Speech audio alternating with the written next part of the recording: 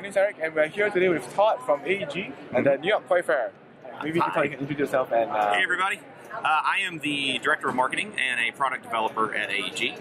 I handle a lot of our game development with the other guys and our new games team, and I handle a lot of the licensing and new products we do with other companies. Yeah. And if you have been to like the other board game conventions, Gen Con, Todd is always you can tend to run into me at several of them, so yeah. Okay, so we are at the New York Toy Fair 2015, so maybe you can talk about some of the releases that AEG will be having for 2015? Absolutely. We've got a lot of neat stuff coming up in 2015.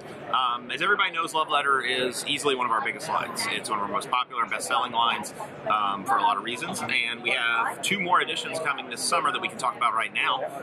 First one up is Adventure Time. So the Adventure Time version has a little twist on it on the rules. Each of our versions, we try to put just a little bit of twist on it, on either the win conditions or ways that you play the game. A couple of little cards get a tweak here and there, just so that each one has its own fun twist. In the Adventure Time version, there's an alternate victory condition in that if you play Finn and cause someone, even yourself, to discard Jake, you win by the buddy victory, because you got the 2 of them together, and vice versa. If Jake causes Finn to be discarded, then you also can win by the normal victory condition of having the highest card in the round. The Cartoon Network people have been really great to work with Cryptozoic. Cryptozoic has been fantastic. I want to give everybody notice on that. They've been great partners to work with in this, and the Cartoon Network people liked Love Letter so much. We were told they were playing it at their office a lot. They actually had new art done of the specifically for Love Letter, so that's really neat. We're hoping that'll be a big hit with the Adventure Time fans and collectors and things like that. And then also at the same time we have coming up is an Archer version, a little more a little less kid-oriented in the Archer one, some double entendres and jokes in there.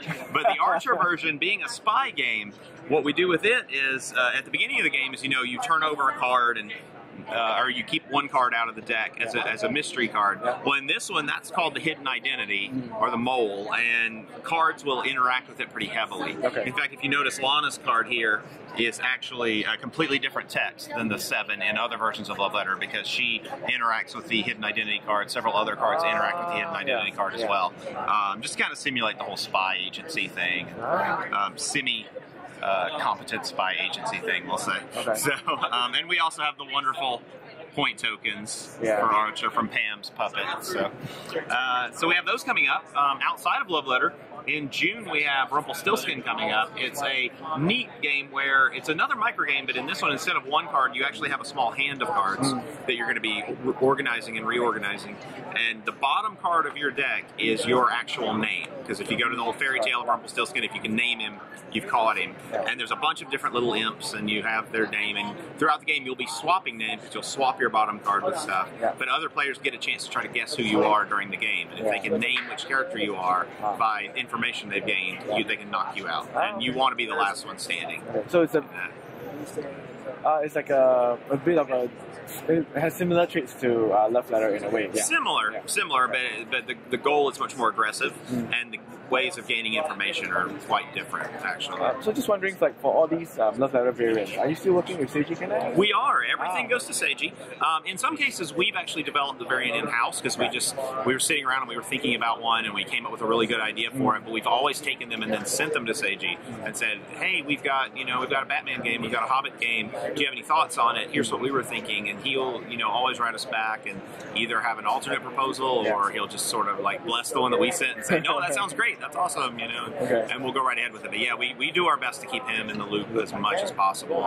Sometimes things happen really fast, because, we'll get a new license and it's really cool, but we always make sure that he is on notice of everything that's coming up with his games. So right now, the licenses seems to be more American market-centric right now, right? Will you be looking into, like for example, like in Japan, like Gundam and stuff like that? Oh, absolutely, absolutely. Most of our licenses are American-centric because, our company is American-based, and that's who the people we know and the people we can talk to. But we're always open to worldwide licenses. So if you're out there watching, give us a call. But no, we're definitely going to be exploring more. And as we come to Toy Fair, Toy Fair is kind of new for us as far as being set up with a booth. And we're meeting new people. A lot of neat doors have been opened over the course of this weekend for us, and some new opportunities seem to be forming that weren't there before, just by being at the show.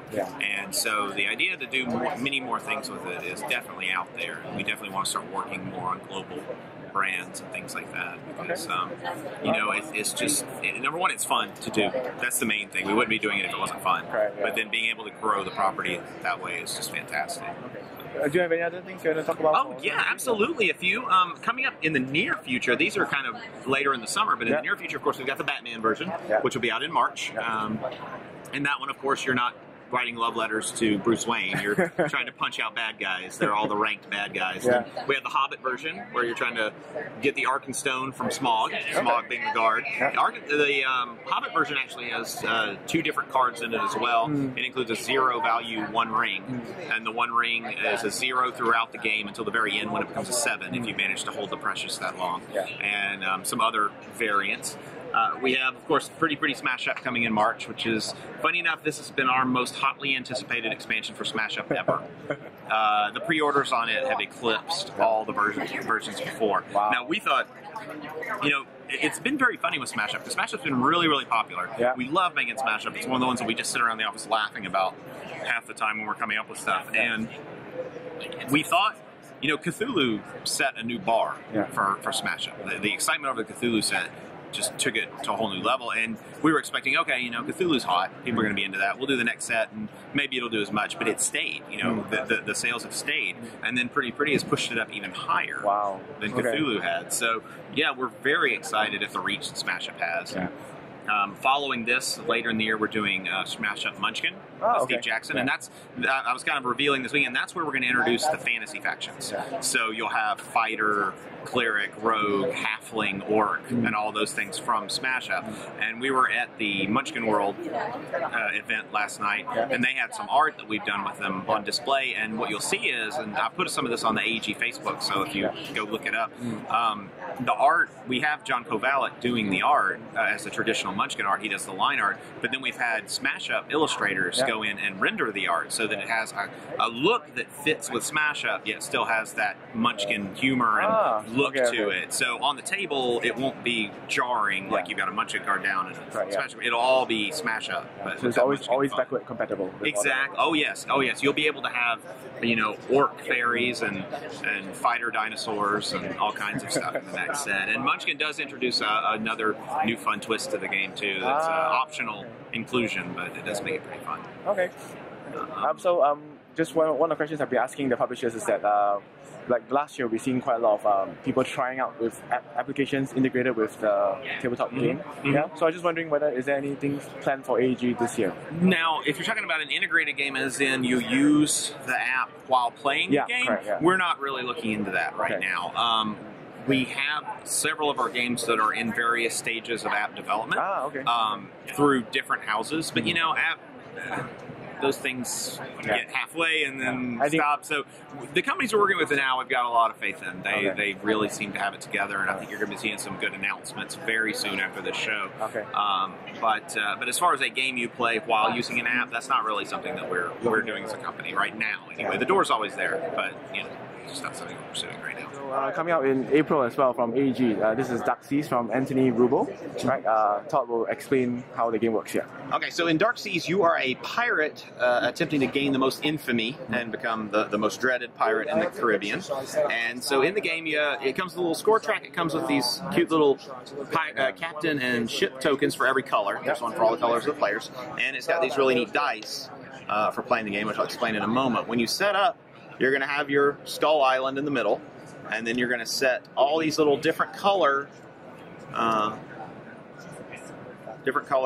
ports, port tokens all around it. And let me see, they would all be different color. I'm not going to worry about the different colors right now. I'm just going to set them up real quick just to show you how a few work. So it'll be like that as well.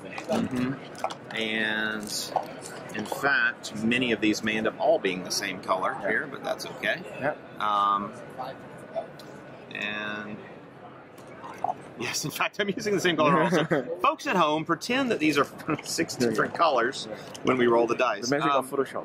Yeah, magic of Photoshop. So your captain starts out on the middle, and your ship starts on any of these you want. And what you're going to do is, on your turn, you're going to have a little handful of tiles, and your captain will allow you to draw more with his ability. And when you have them in your hand, once per turn, you're going to get to play one. So let's say I'm going to put my bankers on this port right here, this being the 2 that touch that port. On your turn, you're going to take a handful of dice here. There's 5 of them total, and you roll them, and then you get to choose re-rolls. So let's say I'm going to re-roll. And this one here is red, so I'm just going to pretend I roll a red. So my ship's going to get to move for all the colors I rolled. So since I rolled a red, let's pretend I'd roll the purple, so I'd get to move to this if it were purple. And then this one being blue, I could move to the blue. Each one that I move on, I get to activate one of its ports. So I would get 2 doubloons for moving through the red. Now the neat thing is, after I'm done moving, everyone else gets to move on these colors as well, if they're able to. Okay. So there comes a choice when after you've rolled all your dice, I may look at you and realize, okay, I want to move on this yellow, but if I re-roll the yellow, you won't get to move at all because your next space is yellow. Correct. So I could do that. Now, the captain's a little bit of a wild card. You can move him there, and it lets the ship move through one you didn't roll. Okay. But now, if you're over here, he can only move 1 at a time, so he wouldn't be able to get there to help you on the next one. If he stays in the middle, he gives you an every turn ability of drawing more tiles so that you can put out, more tiles throughout the island. It'll give you different abilities. You're going to gain money. You're going to put pirates on these little islands. It'll give you more effects. And then ultimately, you want to gain the most infamy points by the end of the game. Now, the game runs for 12 rounds, so there's going to be 12 rolls of the dice, no matter how many people are playing. And then you'll be keeping track of points and all the different available tiles. It plays 2 to... It plays 2 to 4. Okay. And actually, double check. Is it? Yep, 2 to 4. And it's, like I say, it plays about 45 minutes. And it's really fun because you're actually engaged the whole time on other people's turns. They're going to be moving on their rolls. You'll be planning as well, so you won't be left out of the game. Exactly. And it is a bit of planning, actually, in the arrangement of them because, you want to arrange combos where if you go to this island, you're going to get 2 doubloons. And then maybe the admiral, you can spend your doubloons to then... to get more stuff. So this will be out in April? This will be out in April, April 11th. Thank you. All right, thank you.